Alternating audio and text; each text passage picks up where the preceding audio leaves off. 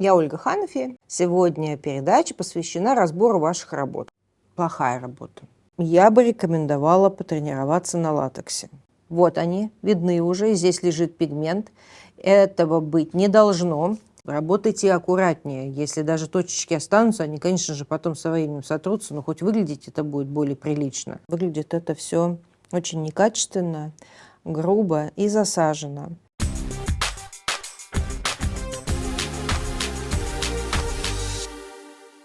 Всем привет, дорогие друзья! Я Ольга Ханафи, и мы с вами снова находимся на канале Hanafi Colors Pigments.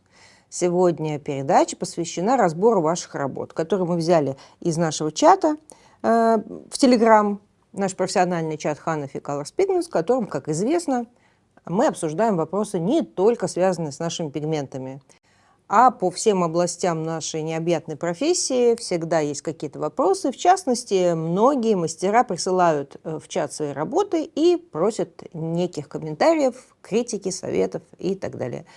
С их разрешения мы взяли некоторые из этих работ сегодня, выудили их из чата и разберем в эфире, какие есть ошибки, что-то может посоветовать или, наоборот, похвалить. И если такой формат будет интересен, если это зайдет, если будет отклик, то, соответственно, мы бесконечное количество раз можем такие передачи повторять, потому что мастеров много, работ много, и советы спрашивают очень часто.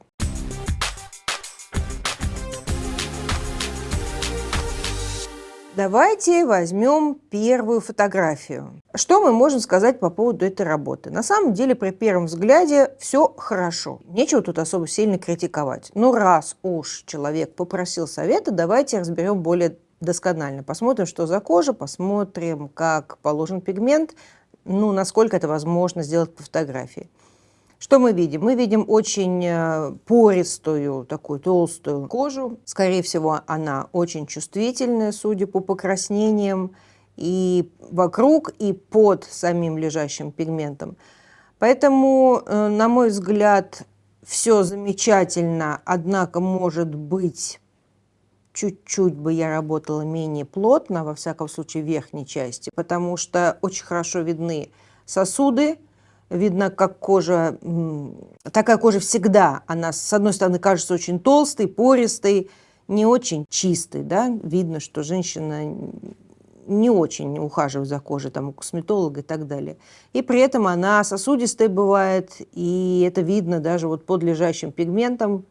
Кожа краснит. Поэтому я бы, конечно, работала немножечко более легко. И очень хорошо видно, вот что не хватает легкости вот в этих местах, потому что здесь очень пористо, к переносице поры еще увеличиваются, и их больше, они крупнее, пигмент прям туда попадает, и он после заживления может там останутся точки. Тут надо поаккуратнее. Когда кожа представляет из себя прямо такие ямки, кочки, сильное углубление, поры широкие, их много. Нужно работать очень внимательно, тоненькой иголочкой, стараться обходить, наверное, эти места поаккуратнее, чтобы туда глубоко так краска не попадала. А так форма очень хорошая. Пигмент здесь взят номер 4 корректор, по-моему, к этому типажу все хорошо подобрано. Здесь немножко видно перетравмированная кожа, опять-таки, либо, может быть, под углом как-то под другим работал мастер, либо немножечко здесь само качество кожи чуть-чуть другое, но здесь явно головка выглядит менее привлекательно, чем это. Вот в этом месте даже по форме. Слава богу, когда краснота уйдет, здесь будет все попроще, но опять-таки очень много пор, в которые попал пигмент, который может нет, но может быть и останется, это будет некрасиво после заживления. И единственное, что еще можно сказать, что для того, чтобы, конечно, по-честному оценивать все, что касается этой работы, желательно иметь еще фото анфас, потому что когда сбоку, мы немножко не можем полностью оценить форму, не можем понять, например, с этого ракурса мне кажется, что здесь апекс более плавный, а здесь апекс более угловатый. Но, возможно, это ракурс, и я не могу с точностью сказать, так это или не так. А так, работа неплохая, конечно, нужно смотреть после заживления. Опять-таки, повторяю еще раз, кожа непростая, и на такой коже нужно нужно работать очень аккуратно, потому что именно такая кожа из-за того, что она сосудистая, не показывает пигмент во время работы. К концу работы оказывается, что пигмента очень много, а после заживления оказывается, что его было слишком много, и работа приобретает нежелательный оттенок. Эта кожа чаще, чем другие, преподносит такие неприятные сюрпризы. Будьте аккуратны. Посмотрим на следующие бровки. Здесь не видны, конечно, волосы, и цвет кожи здесь не совсем понятен, он отличается от верхней фотографии. Однако, судя по цвету глаз, 3+4 это хороший микс, он вообще такой у нас самый ходовой, и поэтому подбор пигмента здесь, я думаю, осуществлен правильно. Что касается технического момента укладки пигмента, работа выполнена достаточно прозрачно, достаточно аккуратно, хотя кожа здесь практически такая же, как на прошлом фото, только еще и намного более чувствительная. Это видно. Поэтому правильно сделано мастером, что работа более прозрачная, аккуратная.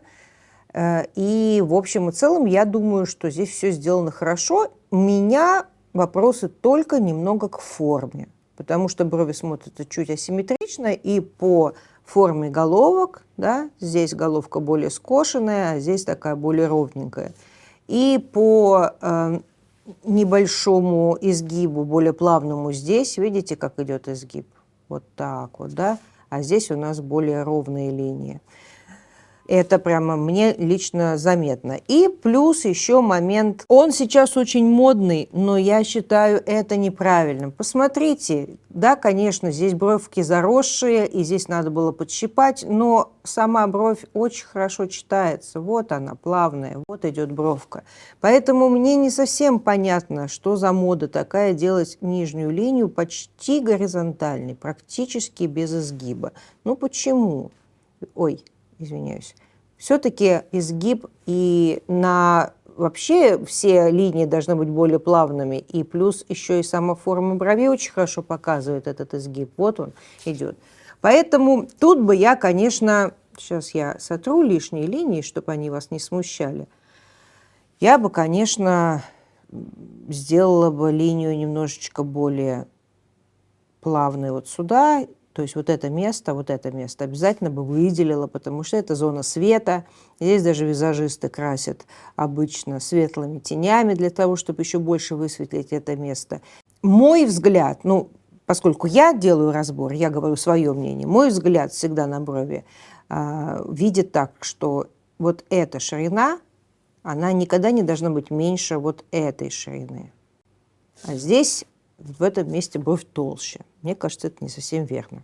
Мое мнение. А так, пигмент лежит хорошо, посмотрим, как он заживет, но кожа непростая. Мастер справился очень-очень неплохо.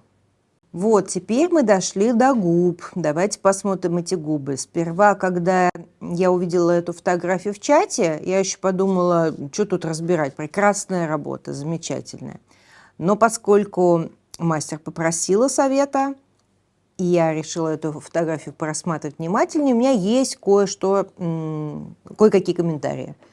Во-первых, начнем опять с того, что ракурс не прямой. Для губ это нормально. Очень многие, почти все мастера снимают их как бы сбоку, потому что это более выгодный, красивый ракурс. Но для разбора немножко он не до конца честен, потому что я не вижу ту сторону. Да? Я не вижу, как там комиссура левая себя ведет, все ли там ровно. Не очень понятно. Будем оценивать только то, что видим.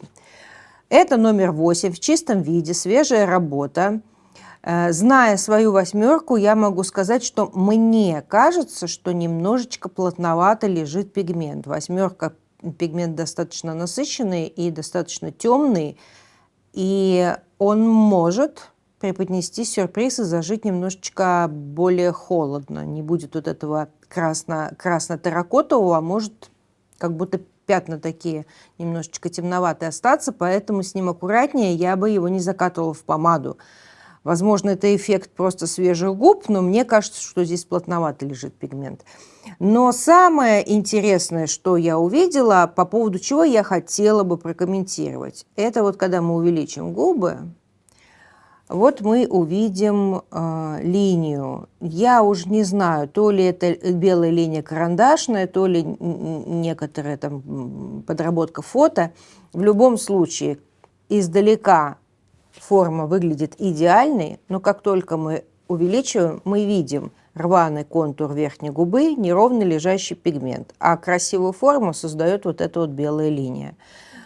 Тут такой немножечко обман зрения, и мастеру просто хочу сказать, посоветовать, что эту зону придется очень сильно и предметно дорабатывать, потому что верхняя губа непростая, она очень сильно морщинистая. Вертикальные морщинки, которые впоследствии, скорее всего, превратятся в кисетные. Ну, может быть и нет, но это будет еще очень не скоро. В любом случае, вот такие вот вертикальные морщинки прокрашивать сложно. Пигмент на них не лежит ровной линией по контуру. Контур размывается. Это выглядит неаккуратно, это просто нужно, ну, это особенности кожи, это нужно просто внимательнее работать. Внимательнее прокрашивать. Мне кажется, что здесь есть заступ за линию контуров, зону пор. Вот они, видны уже. Здесь лежит пигмент. Этого быть не должно. Здесь плюс к морщинам сразу крупные поры, тут же за красной каймой. И когда мы сюда залезаем, вот и приходится для красивого вида делать что-то белым карандашом или там даже некими редактурами фото, да, в компьютере. Просто, на мой взгляд, линия должна была у губы закончиться вот тут. И сюда вот тут вот должно было все быть. Сюда не надо было залезать, тогда было бы проще сделать этот ровный контур. Будьте внимательны, пожалуйста. А так, конечно, губы выглядят очень приятно. Я начинаю увеличивать эту фотографию, к сожалению, качество ее не позволяет увеличивать сильно, все расплывается, но все равно хорошо видно, что пигмент лежит очень неравномерно, есть пятна серьезные, есть непрокрашенные места. Вот здоровое пятно резко после этого идет непрокрас. Что я хочу сказать? Ну, во-первых, на мой взгляд, такому типажу 4 не нужна. 3 – это правильно выбранный пигмент. Ну, посмотрите, какая холодная кожа, сосудистая, куперозная, светлые холодные глаза. Здесь надо было, конечно, брать либо чистую 3, либо 3 с единицей смешивать. 4 здесь не нужна, она слишком темна. И учитывая, что, ну, скажем так, мастер, по всей видимости, ну, начинающий, еще не очень хорошо умеет укладывать пигмент, темные оттенки преподносят больше сюрпризов на такой особенно коже. Нужно стараться работать более свободно, легко и равномерно укладывать пигмент. И опять-таки немножко, вот казалось бы, анфас, да не совсем. Явно видно, что лицо недоповернуто вправо. И после того, как оно бы повернулось бы полностью, можно было бы оценить, действительно ли такая серьезная асимметрия здесь мастером исполнена, или же это эффект ракурса и, может быть, небольшая мимика. Ну, потому что так, конечно, когда мы смотрим, то видно, что брови совершенно на разной высоте находятся, да. Но, опять-таки, говорю, может быть, это она вздернула бровь во время фотографирования, но тогда мастер должен был перефотографировать, потому что, понятное дело, что это неправильно. Ну и плюс, я говорю, немножко повернуть бы лицо, и тогда, возможно, капельку бы иначе бы смотрелось. В любом случае, здесь, конечно, расстояние от глаза до брови существенно больше, чем здесь. А это расстояние должно стараться быть, чтобы было одинаковым. Но самая главная ошибка здесь, конечно же, в укладке пигмента. Он лежит неравномерными пятнами. Старайтесь, пожалуйста, учиться вносить его равномерно в кожу. Кожа здесь, кстати, тоже непростая. Вообще, вот идеальную кожу встретить в наше время очень сложно. Обычно с идеальной кожей работы получаются замечательные. И ни совета, ни критики никому не нужно, потому что и так ясно, что все хорошо. А все проблемы, они обычно со сложной кожей и бывают. Вот еще одни бровки девушки тоже прислали на разбор. Опять тот же самый такой ракурс полуоборота, поэтому не могу оценить досконально насчет формы. Насчет хвостика я левый хвостик не вижу. И также, вот опять-таки, помните, я на той работе, на предыдущей какой-то сказала, что мне кажется, что здесь вот плавно, да, а здесь вот угловато. Я очень схематично рисую, не придирайтесь, просто показываю, чтобы вы понимали, на что обратить внимание, о чем я говорю. Возможно, это не совсем так, но чтобы это оценить, повторяю, мне нужен полный, четкий анфас. Дальше, что еще хочется сказать? На мой взгляд, так как я была выучена, как меня учили правилам визажистики, и так как я учу всех своих учеников, эта бровка делится на тело брови и на хвост брови. И тело брови в 2 раза длиннее хвоста. А здесь получается, вот он, апекс. И если мы сотрем, то есть вот, понимаете, нужно разделить на 3 части. 1 часть, 2 часть и 3 части. Все эти 3 части одинаковые, 2 из них составляют тело, а последний составляет хвостик. Давайте сотрем все эти мои ужасные толстые линии и посмотрим, как здесь. Вот у нас, даже если мы этот уголок не будем брать, а вот она, самая высшая точка. Вот он, апекс. И посмотрим, насколько тело брови длиннее хвоста. Особенно это важно учитывать в случаях построения черепа, как здесь. По-моему, здесь такой. Опять-таки, лучше смотреть, когда анфас, но, по-моему, он такой. Когда лобная кость имеет вот в этом месте такую достаточно серьезную выпуклость. И когда мы смотрим прямо на человека, опять-таки, в тот самый злополучный анфас, то у нас из-за этого бугорка бровка как будто бы закручивается за угол. То есть она вообще вот так вот идет лоб, а потом идет висок. Не плавно, а с достаточно таким углом. И поэтому для такого строения черепа особенно важно эту верхнюю точку даже немножечко сдвигать ближе к центру относительно правил. И уж точно не убирать ее туда, потому что просто бровь уходит, и вообще непонятно, где у нее апекс, где у нее хвост. Это смотрится немножечко странновато. На мой вкус, поскольку я сижу, разбираю со своей точки зрения, с точки зрения своего опыта и своего видения. Все-таки головки не должны быть такими острыми. Вот, посмотрите, какой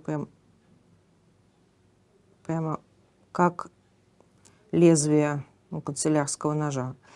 Все-таки, конечно, можно сказать, мне на это ответить, что здесь очень легкая растушевка, что здесь градиент, что ничего этого не останется.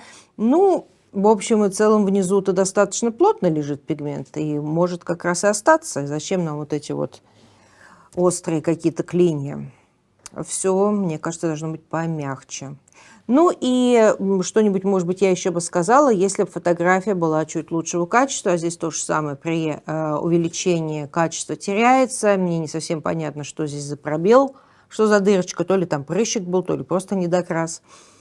Вот. Ну, красноту вокруг бровей я не обсуждаю, это так среагировала кожа, здесь четко без фотошопа, ничего не забелено, не закрашено, такая кожа случается. Это скоро отойдет, на это я внимания обычно не обращаю. Еще у нас одни губки для разбора. Опять-таки хотела бы сказать, что не обижайтесь за неполноценный разбор, потому что с данного ракурса полностью форму я оценить не могу. И еще, девочки, если в будущем захотите еще такую передачу, будете присылать фотографии, давайте все-таки договоримся, что фотографии должны быть получше качества. Понимаете, когда мы вот раз увеличиваем, здесь такая пиксельность, все размыто, достаточно плохо видно, хотелось бы получше. То есть сам размер фото, он большой, вы делаете хорошие фото на хорошие телефоны, но не следите за фокусом. У вас часто бывает рядом с работой есть место сфокусированное, а на самой работе фокус расплывается. Итак, здесь чистая двушка после работы. Ну, пигменты для губ я по правильности подобранных пигментов особо сильно не обсуждаю, потому что очень сложно это делать в связи с тем, что губы сосудистая зона, после процедуры очень часто, каким бы пигментом ты ни сделал, губы все смотрятся примерно одинаково. Все какие-то красные, непонятные. Поэтому, когда мне показывают какую-то свежую работу, особенно если еще с отеком, и говорят, вот как бы мне такой цвет подобрать. Мне всеми удивительны эти вопросы, потому что для того, чтобы понять, что это за цвет, нужно подождать заживления. Губы очень сильно меняются. На бровях лучше заметен пигмент и больше понятно, каким он заживет. Здесь, ну, конечно, разница существенная между там нюдовыми оттенками, да, и яркими ягодными, но в принципе все равно, скажем так, нужно ждать заживления, и многие пигменты на разной коже губные заживают абсолютно по-разному. Поэтому я никогда не говорю так: ой, что это вот я вижу, вроде там карие глаза, зачем вы двушку взяли? Для нее там нужна там типа 4. Я так не скажу, потому что на разной коже по-разному может проявиться, и потом это более декоративная зона. Человеку нравится там такой цвет, она пользуется подобными помадами или карандашами, или блесками, да и пусть сделаем ей примерно такой же цвет. Конечно, если это не какой-нибудь там дико темно-коричневый или там кофейный, или, не знаю, какой-нибудь сиреневый цвет. Это, конечно, недопустимо в виде татуажа, а так, пожалуйста. Так вот, это что касается цвета, поэтому я не очень сильно сам цвет обсуждаю. Здесь уже хочется обсудить укладку пигмента и понять, что же мы за странные точки видим по всему нижнему контуру. Я сперва подумала, что это засаженный контур. Ну, потом решила, что все-таки, конечно, такого быть уж не может. В современном мире перманента вряд ли есть мастера, которые прям так жестко с первой процедуры такой светлый пигмент так засаживают. Я сделала вывод, потом, может быть, мастер напишет в комментариях или где-то, что это, наверное, хирургический маркер, не оттерся, которым закрепляли эскиз. Но, опять-таки, почему в таком случае это какое-то собрание точек и очень много, грязно? Работайте аккуратнее. Если даже точечки останутся, они, конечно же, потом со временем сотрутся, но хоть выглядеть это будет более прилично. Вот. Ну, а по части самого прокраса, я думаю, что он маловат. Здесь есть явные неравномерности. Где-то светлее. Вот здесь вот видно, что сделан контур. Вот она идет форма. Извините, что неровно, я просто показываю, где граница у губы. А вот сразу под контуром абсолютно белесое место. Здесь не прокрас. Не очень равномерно, достаточно блекло должно будет получиться, но мало-немного, поэтому ничего страшного. Думаю, что если не злоупотреблять таким темным маркером, если он не останется в коже, то все остальное можно доработать. И еще совет: если фото на разбор, то старайтесь не так вазелинить, потому что бликует и тоже мало чего понятно. Разберем еще одни брови. Здесь девушка делала хорошим миксом, 3+4 основная линейка и еще единица из Костенецкой. Неполная информация мне дана по поводу этих бровей. У меня есть такое впечатление, что здесь перекрытие, что вот эти вот ужасные темные пятна – это от старого татуажа. Если это так, то вы приняли неверное решение. Перекрывать такие пятнистые брови не нужно, ничего хорошего не получится, и даже сейчас на свежей работе выглядит это все непрезентабельно. Если же это ваших рук дело, то я, конечно, тут вас должна поругать, потому что выглядит это все очень некачественно, грубо и засажено. Если это все ваша работа на чистой коже, то я бы рекомендовала потренироваться на латексе. Так работать в коже нельзя. Эта работа заживет очень некрасиво. Вам ее потом придется удалять или кому-то за вас. Если же вы пытались сделать перекрытие, то, еще раз повторяю, изначальная ваша ошибка, то, что это перекрывать не нужно было браться, а если уже вы взялись, то, соответственно, здесь нужно было работать послойно, поэтапно, работать с пятнами, оранжевым корректором отдельно, потом напылять уже нужный цвет.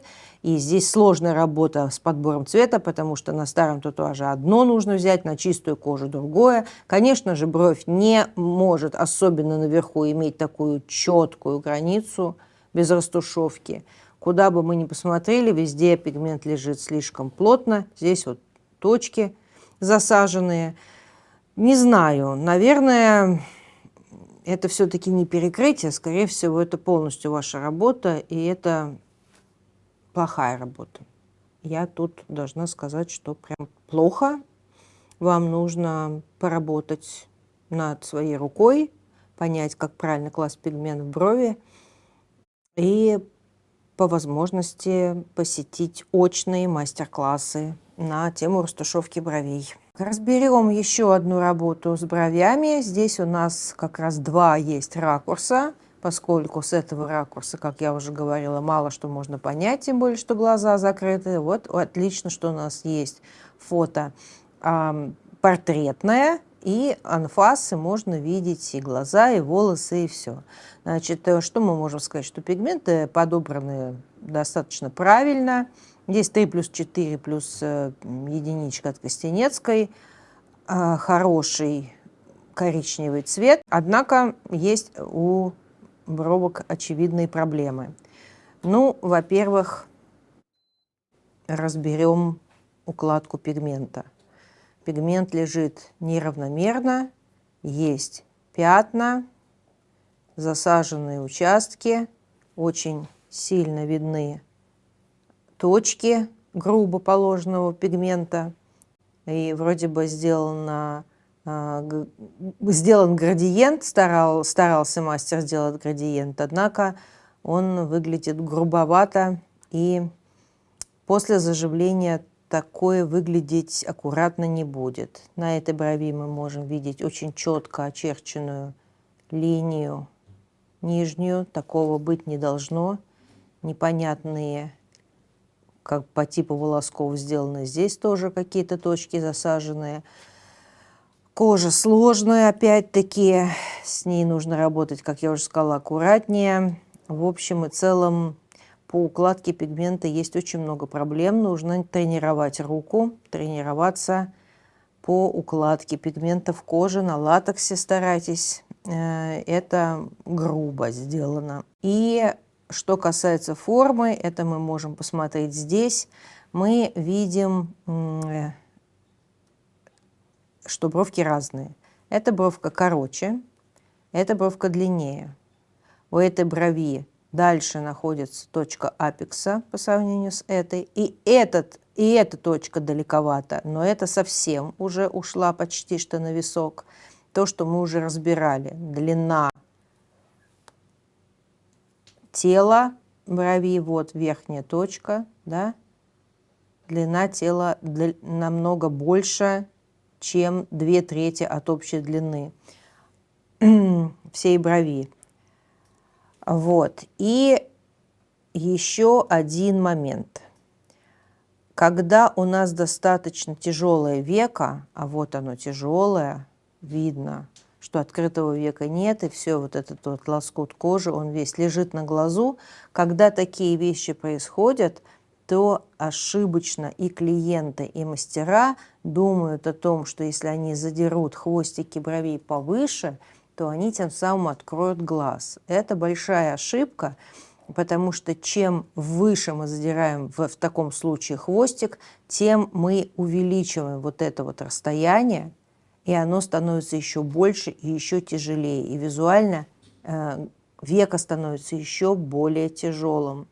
Поэтому, на мой взгляд, хвостик у этой брови должен был бы идти вот сюда. То есть вот эта вот часть, это лишнее, слишком высоко задрано. Ну вот здесь тоже бы можно было немножко пониже. То есть мы знаем правило, что желательно, чтобы хвостик был на одной горизонтали с головкой, либо чуть выше. В данном случае очень сильно высоко. можно было бы сделать плавнее, уход с апекса раньше, то есть апекс переносится сюда, и уход на хвостик происходит раньше. Вот так бы я сделала. Ну и по поводу укладки пигмента я уже сказала. Можно даже вот еще проверить, где должен быть апекс. То есть здесь уже, особенно на этом глазу, если мы ведем через край радужки, вот здесь должна была быть точка, а она сдвинута сильно в бок. Ошибок тут много. После заживления эта работа не будет выглядеть мягко и нежно. Не уверена, что это можно здесь легко подправить на коррекции, поскольку я боюсь, что будут пятна. И последняя фотография на сегодняшний день. Еще одни бровки, работа анфас, все видно хорошо. По поводу этой работы я хочу сказать, что она достаточно сложна. Такие брови делать сложно. Почему? Потому что своя бровь узкая, но при этом достаточно темная. И те волоски, которые растут, они жесткие и сами по себе толстенькие. То есть форму они создают не очень правильную, и хочется татуажем это все исправить, однако структура волоса не позволяет нам грамотно сделать здесь растушевку. Вообще это сложно для любого мастера, потому что, исправляя форму, мы очень сильно вынужденно забираемся на кожу, где волоски не растут. И разница колоссальна. Если мы возьмем более темный пигмент, он может зажить холодно. Если мы будем класть правильный пигмент более плотно, он тоже может зажить холодно.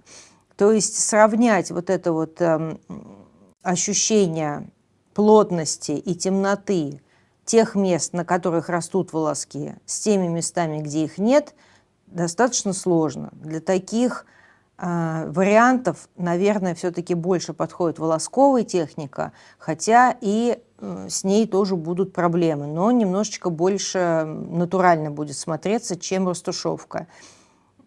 В любом случае такой рост волос неудобен для мастера, это и проблемный вариант, поэтому особо сильно критиковать не буду, зная не понаслышке, а из собственного опыта, что такую работу красиво сделать сложновато. После заживления эти места прокрашенные будут намного светлее, захочется их подтемнять.